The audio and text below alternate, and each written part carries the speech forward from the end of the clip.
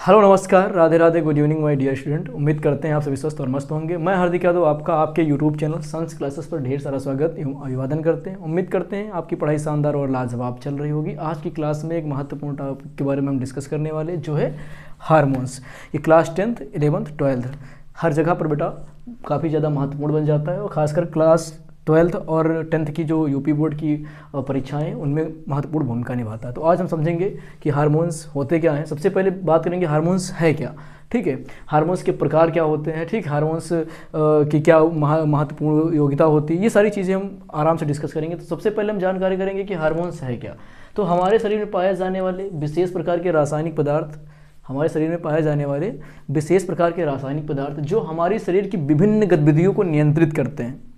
इस बात को आराम से समझते हैं। हमारे शरीर में पाए जाने वाले विशेष प्रकार के रासायनिक पदार्थ, एक्चुअल में ये चीज़ तो कंफर्म हो गई कि हार्मोन्स है क्या। तो हार्मोन्स एक विशेष प्रकार का रासायनिक पदार्थ है, ये बात तो क्लियर हो गई, ठीक है। जो हमारे शरीर की समस्त कह सकते हैं क्रियाओं को क्या करता है, नियंत्रित करता है, ठीक। यानी कि हम हमारे शरीर की समस्त गतिविधियों को क्या करता है, नियंत्रित करता है, ठीक। अब इस बात को हम थोड़ा सा आराम से समझेंगे। मान लीजिए किसी बच्चे का जन्म हुआ है तो धीरे धीरे वो विकास कर रहा है ना, विकास कर रहा है यानी कि बड़ा हो रहा है, ठीक, बढ़ता जा रहा है, ठीक, मोटा भी हो रहा है, बढ़ रहा।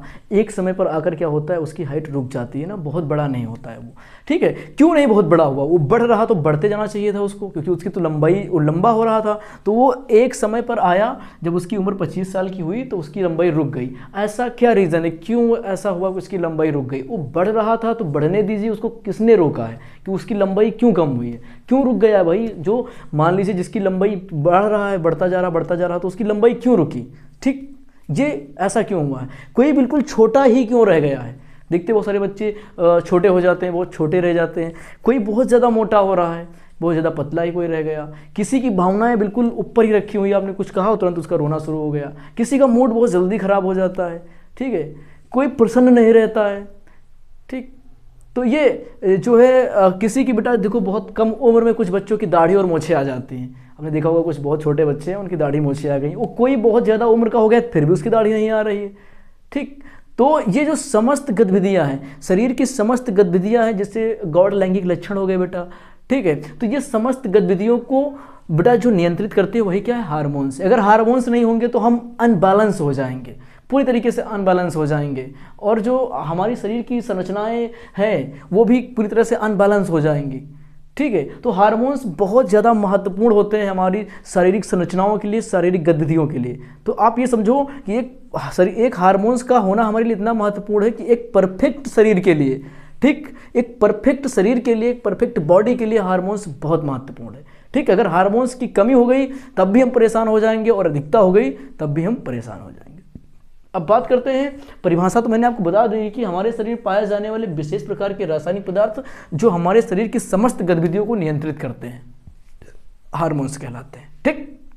ये होते क्या हैं, ये रासायनिक पदार्थ होते हैं। अब हम बात करते हैं कि हार्मोन्स की संख्या क्या होती है। तो हम बात करेंगे बेटा हमारे शरीर में जो ह्यूमन शरीर है, ठीक है, उसमें बहुत कम हार्मोन्स आपको किताबों में पढ़ाए जाते हैं। हालांकि 50 से अधिक हार्मोन्स जो है वो भिन्न भिन्न प्रकार के होते हैं और हमारे शरीर में पाए जाते हैं। अगर देखा जाए कितने 50 से अधिक हार्मोन्स हमारे शरीर में पाए जाते हैं, ठीक है। लेकिन मुख्यतः हमको जो पढ़ाए जाते हैं हम उनके बारे में सब डिस्कस करेंगे, ठीक है। क्योंकि हार्मोन्स हमारे शरीर के विकास के लिए जिम्मेदार होता है। अगर हार्मोन्स की कमी हो गई तो हम पूरी तरीके से विकास नहीं कर पाता है शरीर हमारा, ठीक है। कुछ जनन संबंधी हार्मोन्स होते हैं, ठीक है। तो ये सारी चीज़ें एक एक करके हम डिस्कस करने वाले, किस हार्मोन्स की वजह से क्या होता है और किसकी कमी से कौन सा रोग होगा और किसकी कमी से जो है अधिकता से कौन सा रोग होगा और किसकी कमी से कौन सा रोग होगा। ये सारी चीज़ें हम एक एक करके डिस्कस करेंगे। उससे पहले बात करते हैं कि मानव शरीर में 50 से अधिक भिन्न भिन्न प्रकार के हार्मोन्स पाए जाते हैं। दूसरी बात करें कि हार्मोन्स मुख्यतः कितने प्रकार के होते हैं, ये अलग टॉपिक है। इस पर आप बताएंगे, आपको समझाएंगे कि ये एक अलग टॉपिक है। हार्मोन्स जो है अलग अलग होते हैं। हार्मोन्स की जो ग्रंथियाँ होती है जिससे निकलता है उस ग्रंथियों की बात हर कोई करता है, हार्मोन्स की मुख्य प्रकार की बात कोई नहीं करता है। हम आपको बताते हैं कि हार्मोन्स जो है मुख्य प्रकार की अगर बात की जाए तो 3 प्रकार के होते हैं। एक हार्मोन्स होता है आपका बेटा किसके, लिपिड भी उत्पन्न होते हैं, ठीक, ये आगे की बात है। दूसरा क्या बेटा, आपको एमिनो एसिड होते हैं। क्या होते हैं, एमिनो एसिड होते हैं। और तीसरा क्या होता है बेटा, आपका पेप्टाइड होते हैं, पेप्टाइड हार्मोन्स होते हैं। तो पहला क्या होता है, ध्यान में रखना है हार्मोन्स के टाइप्स है कि ये हार्मोन्स इतने प्रकार के हो सकते हैं। तो ये मुख्य 3 ही प्रकार के हार्मोन्स होते हैं। हार्मोन्स जिन ग्रंथियों से निकलते हैं वो ग्रंथियां अलग अलग प्रकार की होती हैं। लोग कहते हैं वो हार्मोन्स उतने प्रकार के, ऐसा नहीं, वो ग्रंथियां अलग अलग हैं। जैसे पीनियल काय हो गया, मास्टर ग्रंथि हो गई, ठीक है, तो ये अलग अलग चीज़ें हो गई, तो उसको वो ग्रंथियां अलग अलग हैं। आपके हार्मोन्स कितने प्रकार के हैं? तो मुख्यतः हार्मोन्स 3 प्रकार के हैं। पहला कौन सा बेटा? लिपिड व्युत्पन्न, दूसरा एमिनो एसिड, तीसरा पेप्टाइड। ये हार्मोन्स के प्रकार होते हैं। अब हम बात करेंगे कि जो है सजीवों में हार्मोन्स, तो आपको एक चीज़ मानना पड़ेगा कि सजीव में क्या आता है बेटा? वनस्पति जगत आता है और जंतु जगत आता है। ये दोनों क्या है? सजीव हैं, है ना।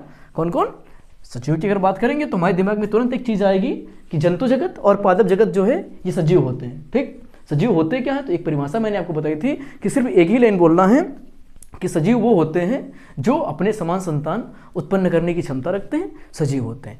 तो जंतुओं में भी ये प्रोसेस होता है और पादपों में भी प्रोसेस होता है। अब हम बात करेंगे जंतु हार्मोन्स की कि जंतु हार्मोन्स क्या होते हैं और पादप हार्मोन्स। ये जो टॉपिक हमारे हैं, पहला टॉपिक क्या है हमारा? जंतु हार्मोन्स, और दूसरा टॉपिक क्या है बेटा हमारा?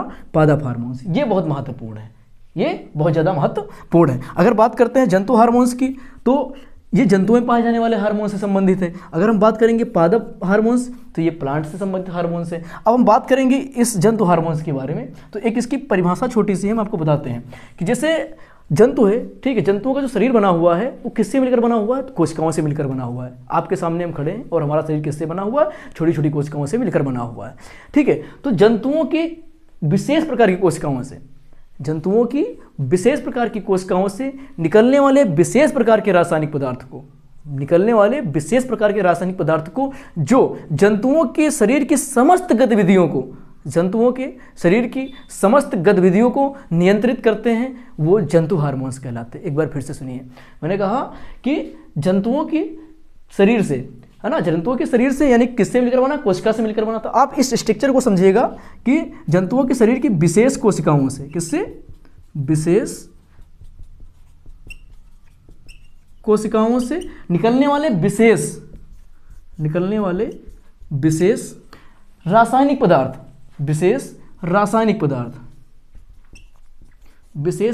पदार्थ जो जंतु के शरीर की समस्त गतिविधि को नियंत्रित करते हैं, को कितना लंबा होगा, कितने समय में वो युवा होगा, कब उसको दाढ़ी मूछें आएंगी, ये सारी चीज़ें हार्मोन्स पर डिपेंड होती हैं, ठीक है। तो जंतु के शरीर की समस्त गतिविधियों को नियंत्रित करने वाले रासायनिक पदार्थ को हम हार्मोन्स कहते हैं। जंतु के शरीर की समस्त गतिविधियों को, एक बार फिर से दोहराते हैं, जंतु के शरीर की समस्त गतिविधियों को नियंत्रित करने वाले रासायनिक पदार्थ को हम हार्मोन्स कहते हैं, ठीक। ये निम्न प्रकार के होते हैं हार्मोन्स, किससे निकलते हैं, ठीक है। ये सारी चीज़ें हम आराम से जानेंगे, कोई जल्दबाजी नहीं। अब बात करते हैं पादप हार्मोन्स की, ठीक है। तो सेम कंडीशन, पौधों की विशेष कोशिकाओं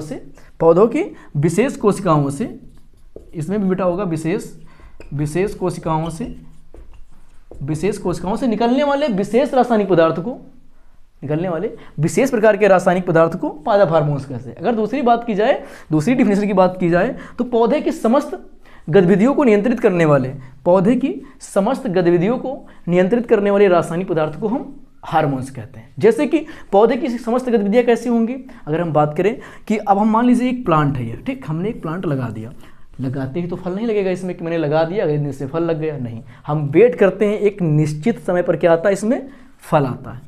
फल आता है, फिर फूल आते हैं, पत्तियां गिरती हैं। तो ये सब एक हार्मोन्स की वजह से होता है। ऐसा नहीं कि ये मतलब कोई जो इसके अंदर प्रक्रिया हो रही, मैंने कहा ना कि ये हार्मोन्स की वजह से होती है। तो पौधे की समस्त गतिविधियां, जैसे कि फल का लगना बेटा, फल का लगना, ठीक, फल का लगना, फूल का आना बेटा, फूल का आना, ठीक, पत्तियों का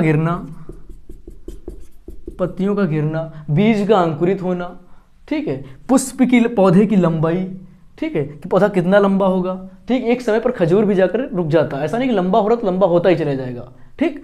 तो कितना मोटा होगा, ये सारी पौधे की क्या है बेटा? गतिविधियां हैं। इन सबको जो नियंत्रित करते हैं रासायनिक पदार्थ, जो नियंत्रित करते हैं इन सबको कि कितने फल आएंगे, फल कब पकेंगे, फल कब गिरेंगी, पत्तियां कब टूटेंगी, ठीक है। तो ये जो फूल कब आएंगे, ये समस्त पौधे की गतिविधियों को नियंत्रित करने वाले रासायनिक पदार्थ को हम हार्मोन्स कहते हैं। आशा है कि ये चीज़ आपको समझ में ही होगी कि मानव शरीर में 50 से अधिक हार्मोन्स होते हैं। हार्मोन्स विशेष प्रकार के रासायनिक पदार्थ होते हैं जो जंतुओं के शरीर की समस्त गतिविधियों को नियंत्रित करते हैं। गतिविधि का मतलब मैंने आपको समझा दिया है कि बच्चा कितना बड़ा होगा आगे चल करके, कब उसको मूछें आएंगी, कब उसको दाढ़ी आएंगी, कितना भावनात्मक होगा, ठीक है।